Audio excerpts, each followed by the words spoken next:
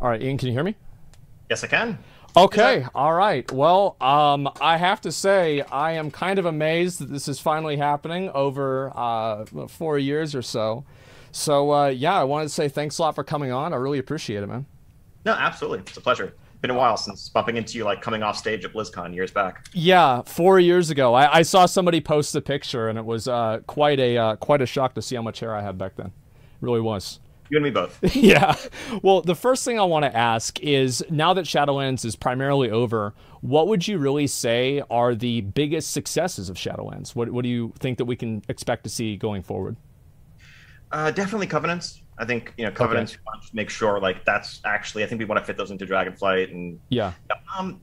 so high level, I think narratively, one of the big challenges and exciting things about Shadowlands was making something brand new in World of Warcraft. Like, we've over the years mined out a lot of the lore, a lot of the original settings from Warcraft 3 and onwards.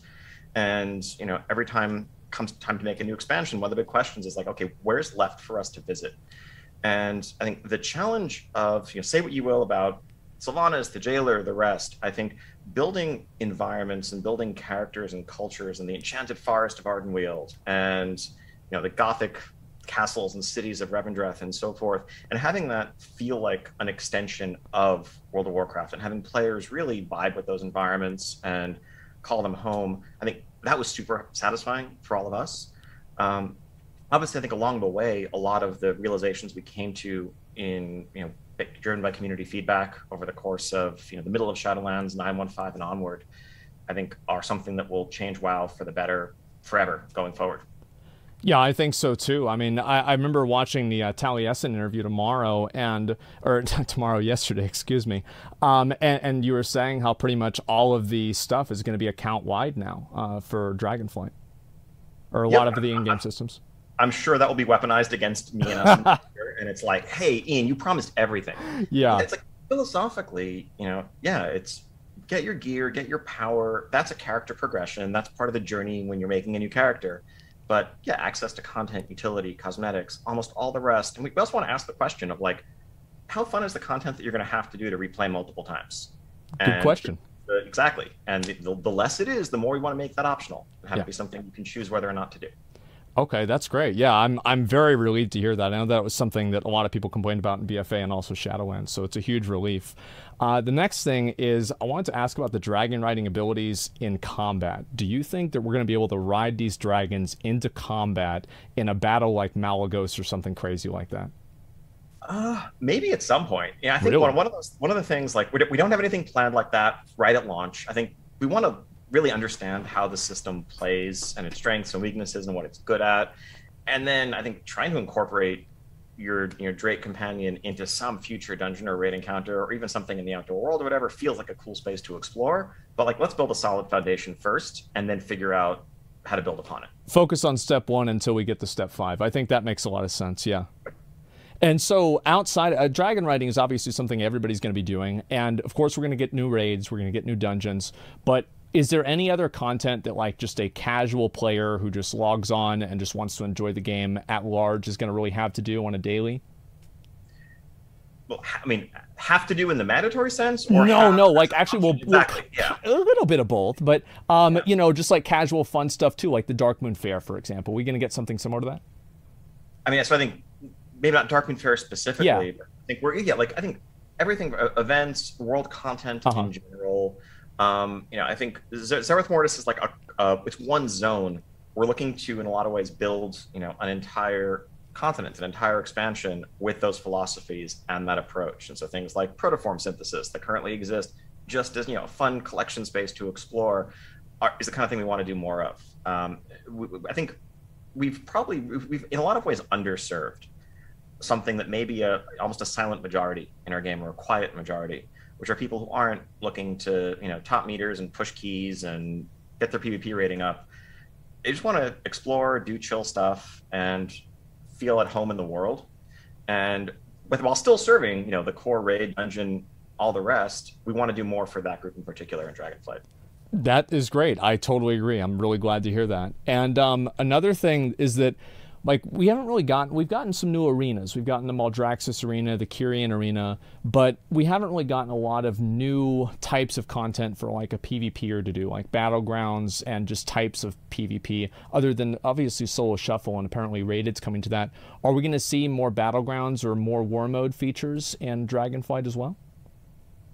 Long term, that's something we want to do. I think the focus, as you mentioned, is on a rated version of solo shuffle. Making some changes to the way gearing works in PvP to make it more just like a couple of fixed tiers. So the conquest gear is conquest gear. You don't have to worry about, upgrading it as you go up in rating, so that, the experience of getting into the season or catching up on alts is less painful. And I think with war mode, we often, the best war mode content is the organic stuff. It's not the thing that we set up as like a specific PvP event, but it's something like assaults in 8.1 BFA, where it's like there's just stuff that both factions want to do. There's extra bonuses for having war mode on. There's natural collision that occurs, and that makes for some fun world PvP. On the battleground question, we want to add more battlegrounds. I think there's work we need to do to overhaul our kind of underlying BG system before that makes sense. I think part of what we've seen over the years when we add battlegrounds, we're adding one battleground into a big rotation. Which most people random queue for. You might, queue all afternoon and not land in the new battleground at all. And so it's like, is that really changing the experience in the way that we would hope that new content would? That's why I think recently you've seen us pivot to brawls a lot, where we can have at least focus on that specific brawl in a specific week or two. But I think, as our general approach of looking at evergreen systems and foundations of our game continues, we have the ones we're focusing on right now for Dragonflight. I think looking at how the BGQ pool works, and maybe there's something we can do there with a seasonal rotation going forward that lets us bring in new maps and focus on specific ones. There's a lot of stuff we want to explore in the future, but not for Dragonflight right at launch. So kind of like the seasonal thing that you're doing with the dungeons in Mythic Plus, kind of? Could be, yeah. Yeah, okay, all right, yeah, I think that makes sense. And now I have kind of a much bigger question, is that every expansion, we go up like 100 or 150 item levels. Like characters at the beginning of the expansion are doing 20,000 DPS, at the end they're doing 100, like 5x more. And like we've had so many stat squishes right now, we need one like every other expansion. And like with BFA, we needed one just inside of that expansion. Do you guys see that as a problem, or is that going to be pretty much just the norm going forward? There are aspects of it that are problematic. I think not having that extra multiplicative borrowed power helps keep that power creep in check. Like over the course of Legion, some of your power came from gear. A huge portion of it came from dozens of artifact traits and legendaries and all the rest multiplying across that. That was great. But the item level progression, honestly, that's been part of World of Warcraft since I would say the middle of Wrath of the Lich King. Mm-hmm. Right around like Ulduar into TOC into Icecrown was the first time in WoW where Blizzard kind of officially said, you don't need to go back and farm old raids anymore. You don't need to keep farming for your DFT all expansion long or whatever. It's just the new tier is a fresh start. And that has a lot of advantages in terms of just accessibility, making it feel like it doesn't matter if you missed a patch, you're not forever behind. You can come back, join your raid guild, play with your friends, jump in, join pubs, whatever, and do the new thing. And that's just kind of how WoW has been for the last 15 years. I think we've experimented a bit with item level gaps between tiers, but what we often find is if an item isn't at least a certain % better than what you got months ago, and you're having to learn an all new encounter or go into an all new challenge to get it, that just doesn't feel good as a reward. If you're, a guild that does normal raids and progresses into heroic over the course of a tier, let's say, but you're going to start in normal of the next tier. If that gear isn't better than what you're wearing, like, what's the point? Where do we even go from there? And so that has dictated certain gaps. And I think the most important thing is that rewards feel rewarding in the short term. And one of the burdens of the years-long, decades-long life cycle is doing things like squishes. But while we don't love it from an elegance perspective, I think it's better than saying this patch or this raid tier is not going to feel rewarding just so that it buys us more long-term room. And like how long do you view that like kind of upgrade cycle being? Because we've had a few of these overlaps happen. Like you remember like Ashvane's Razor Coral or like Ashara's Font. Do you see it as a positive or a negative, or Like, because what happens nowadays is that it feels like you're not really playing the whole expansion. You're just kind of playing just the patch. It's like during Sanctum of Domination, why would you go back into Castle Nathria? And especially nowadays, why would you go back? And it seems like you're trying to solve that problem a little bit in Season 4 with like these new affixes and things like that. So is that something that we can expect to see going forward into Dragonflight? Not initially. Okay. I don't think, but the Season 4 experiment, like I think as a capstone to expansions, is something that if this works, I'd love to repeat and love to have a little bit of a remix to help avoid content droughts at the end of expansions, along with, of course, just getting the damn expansion out faster. Yeah. But I don't know. I think a lot of this is listening to what players prefer. I think a lot of what we've heard is that when there are those 1 or 2 outlier items from prior tiers that feel relevant long term, we get negative feedback on that. People who don't really feel like they want to have to go back and farm up Sylvanas daggers or whatever else, particularly if they skip that tier and now you're like, oh, I want to switch to Rogue for Sepulcher. Oh, I have to go find pugs and go back and do this other thing. And also, when it's the idea of making more stuff in that space, people are often happy to move on from a setting that they've spent months in, whether it's raiding with a guild, progressing, or pugging. A new environment is part of what's exciting there. So I think we're open to it, and if there's a couple of outliers, we definitely don't want to stop those items from being exciting. But I'm not sure that, feel free to correct me if I'm wrong. I'll certainly look at feedback that comes out after this interview, but I'm not sure people are clamoring to have reasons to go back and do Sanctum every week right now. It's weird because, like, for some people, I think they enjoy it. For others, they don't. I mean, I know that, you can always go back and think of the items from, like, BC or even Wrath, or especially Classic. It's like people went back and remember they used that Classic trinket in, like, on Lich King, right? Like, that kind of stuff is really cool. Scarab Brooch. Yeah. Yes, the Scarab Brooch from Vicitus, exactly. And that stuff is great, but at the same time, it's just not, it can be frustrating for people at the same time. And so it's like where that balance is. But you're, in general, okay with a few items spanning a couple of tiers? I would say a couple of tiers is probably a lot. I think 1 tier is fine. I guess so. Yeah, something like Sylvanas daggers is fine. No Arcana Crystal? Yeah, no, not so much, no. Yeah, okay. All right, well, I mean, now that we're talking about loot, why do you not want to bring back Master Looter? So I'm sure everyone is like, why are you even wasting time asking this question? I've answered it 50 times. But if I told you, I kind of do want to bring back Master Loot. Okay. The team. So it's an interesting, something we've been reflecting on a lot in the last like year and a half, in looking at places where we in the community have differed over the years and kind of reevaluating some of our thinking.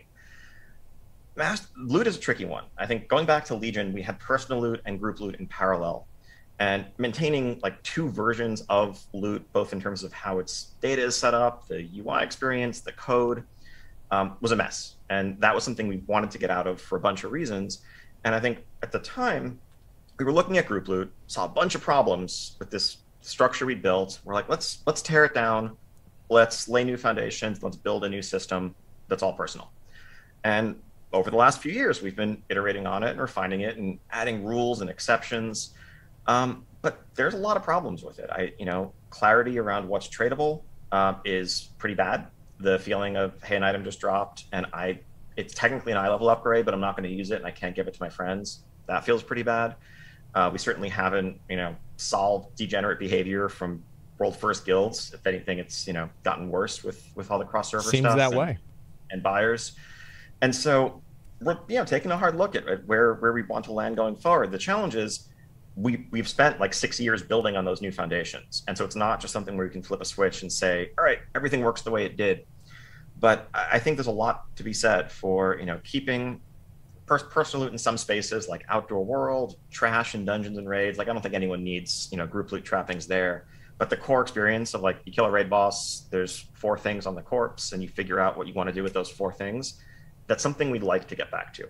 I don't have the ability to promise that all the work to make that happen can occur in just the next few months. But in terms of long-term heading, I think that's what we're thinking. So it's not that the team is necessarily ideologically opposed to this. It's just that there was a lot of tech problems and like the dissonance, and I think it was Antorus whenever this happened, just caused up problems. It's basically just we have our tools, our code, every assumption we've made in how we build loot tables from 2018 onwards has gone in one direction, and now we would need to just turn back around. And I think there's a lot of questions to figure out also. I think we should also bear in mind that going back to group loot means that, like, you can have a bow drop with no hunters in the raid. Yeah. And sometimes that's a thing that will happen. And feels bad, but that's kind of okay. It's transmog piece.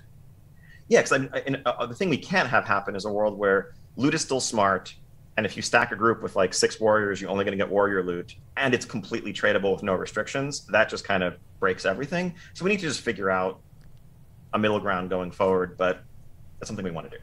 Okay, all right. Yeah, I guess that does definitely make sense. I mean, logistically, it seems like it would be very, very easy to stack a raid in that regard. And, you know, I would advocate for that, but that's a little bit too much in my own personal interest. But another thing is that the add-ons nowadays, you know, we see that there's a huge UI redesign that's being done with Dragonflight, and I think that's a good thing.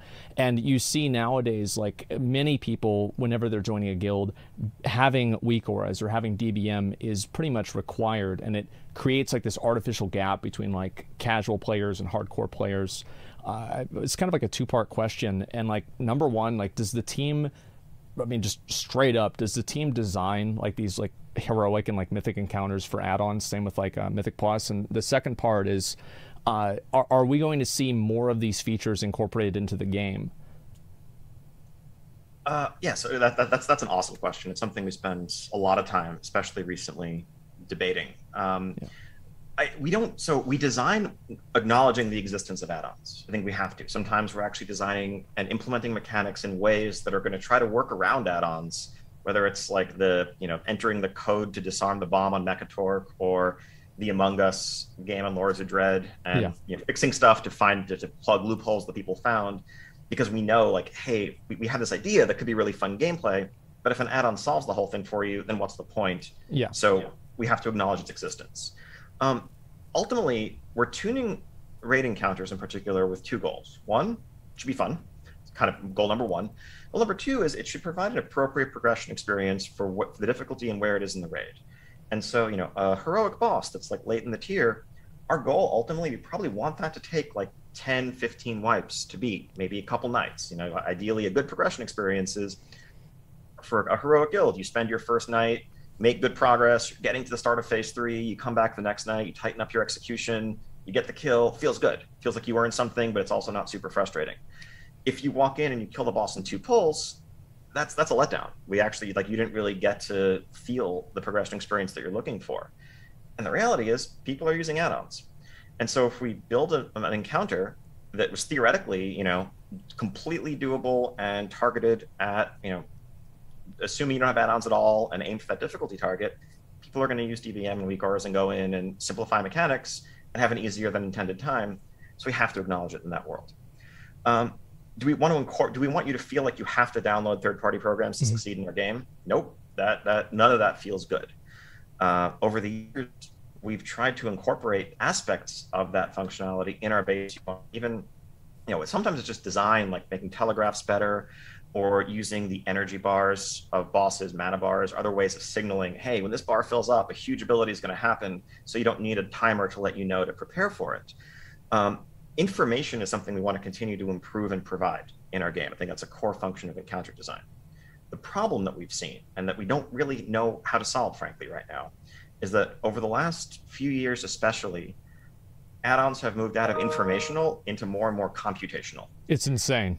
And like that, then that's the kind of thing that's like solving the problem for you doesn't feel like a thing that that'd be bizarre for our own UI to do. Like, and a random, you know, example, we were talking about this actually in the office last week. You know, Wrath Classic's coming out later this year. Eventually, you're going to get the Ice Crown Citadel. Random encounter from Wrath that came to mind was like Blood Queen Lanethel and Ice Crown Citadel. Really simple fight. Couple of mechanics, almost patchwork level, but the one signature mechanic, of course, was, you know, gotta turn to a vampire, bite other people so that you don't get mind controlled.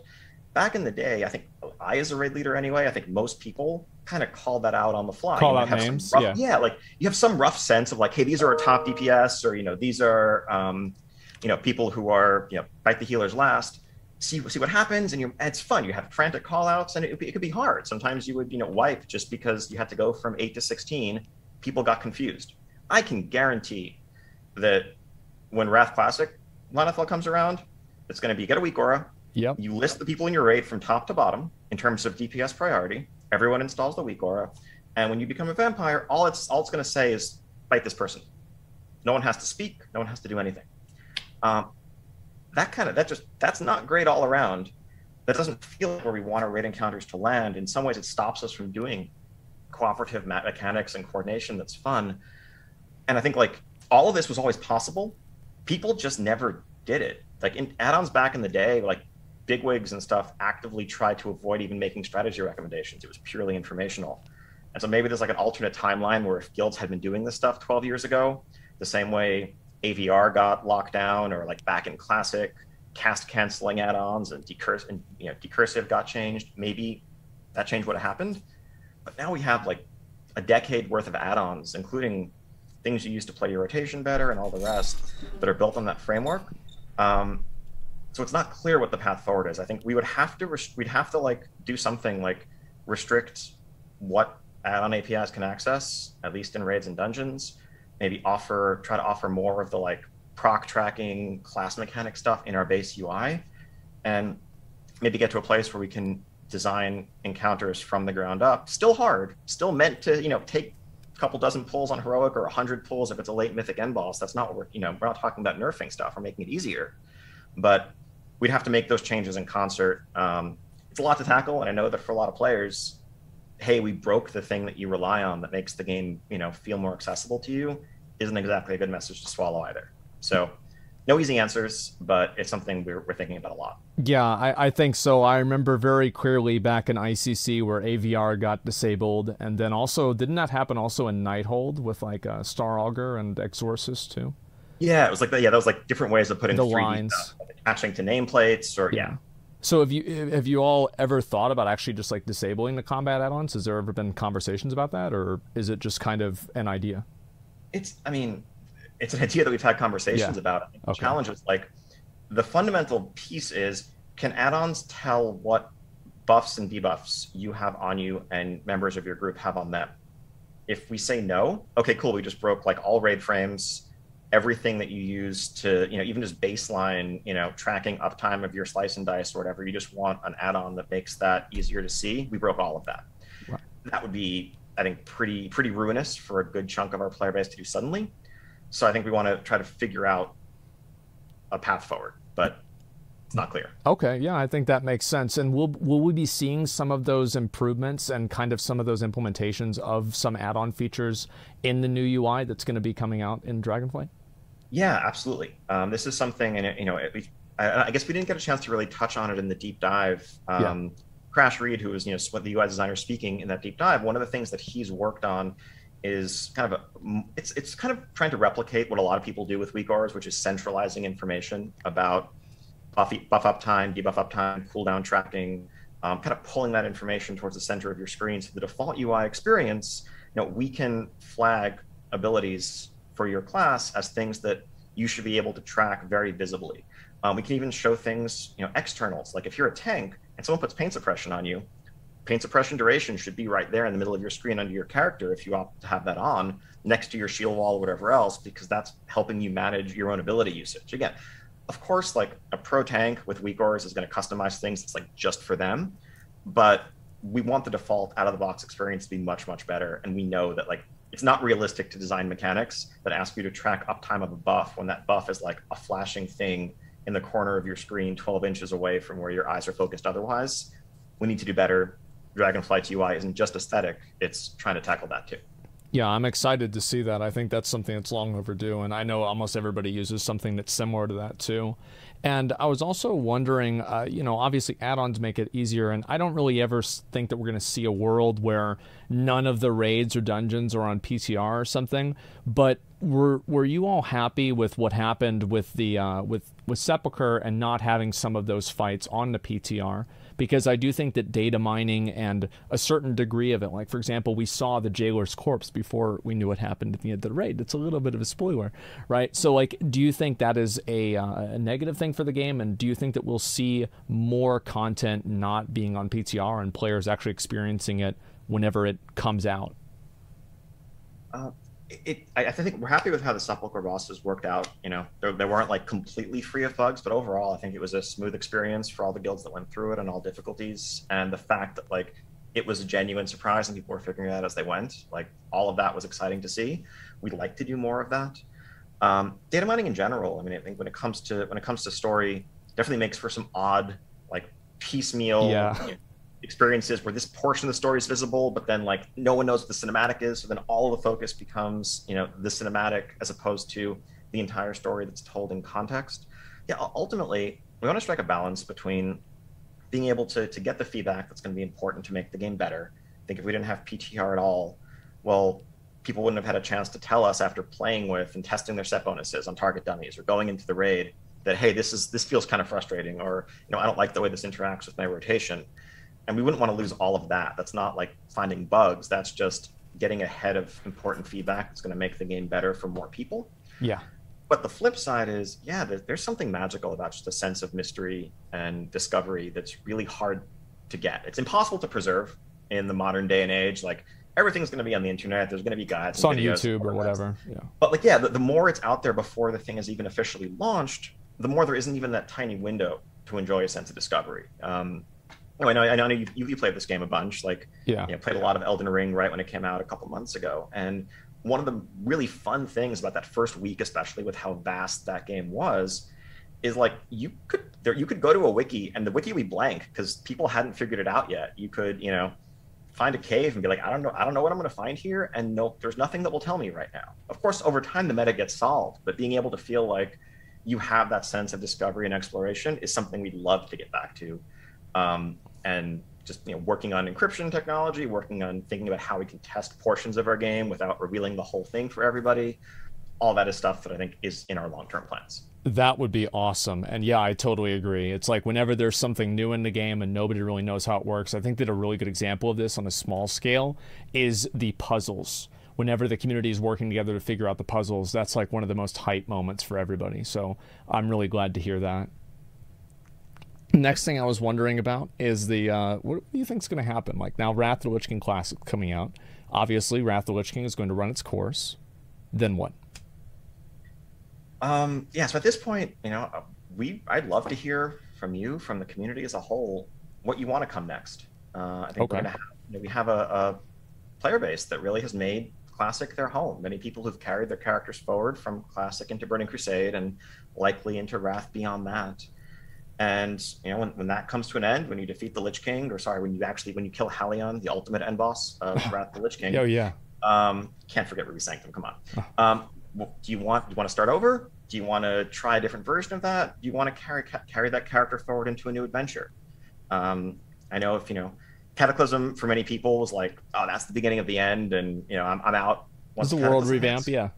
I'd ask, like, an interesting question is maybe, like, what is it about Cataclysm that you don't like? Was it the heroic dungeons? Were those bad? Is Firelands a bad raid? Is Twilight Highlands a bad zone? Like, is that the problem? Or was it, I don't know, LFR and Dungeon Finder from the start and removing group quests from the world or whatever else, or compressing the talent trees? Like, what would it look like if you had Cata content with some changes? Lots of stuff is on the table, but I really welcome that discussion now that the fact that we're doing Wrath is, you know, no longer the world's worst kept secret and actually something that's known, but we're listening.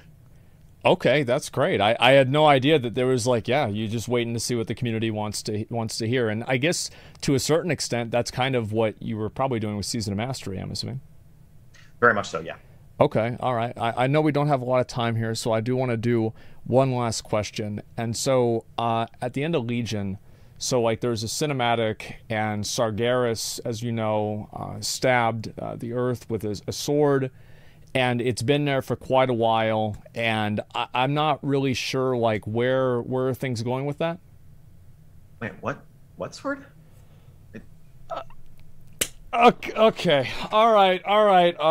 I get it. I see. That's pretty much exactly what I would expect. Okay, thank you, Ian. I really appreciate you coming on today. This was amazing. I hope that we can do it again, by the way. So feel free anytime. Yeah, feel free anytime to come on my stream. If the PR is not going to freak out too much about it, please feel free. Come on my stream and hang out whenever you want. Sounds good. Yeah, thank you very much, and I'm looking forward to Dragonfight. I'll see you later. Thanks, Zach. Take care. Peace. Okay, let's see here.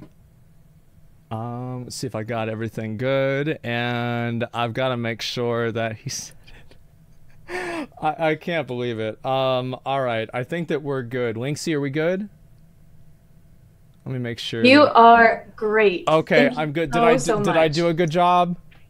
Oh my gosh, that was great. Great questions. You did wonderful. Thank you. I love your segues too. You're so good. Yeah, well, you know, it's what you do. It's a professional thing. I really appreciate it. Thank you so much for setting all this up. Thank you really so appreciate much. it. Of course. Thanks for reaching out. Yeah, absolutely. I will be more than willing to do it again in the future. So just let me know. Okay, sounds great. All right, see you later. Bye. Bye. Good luck, stream. Bye, stream. Thanks. See ya.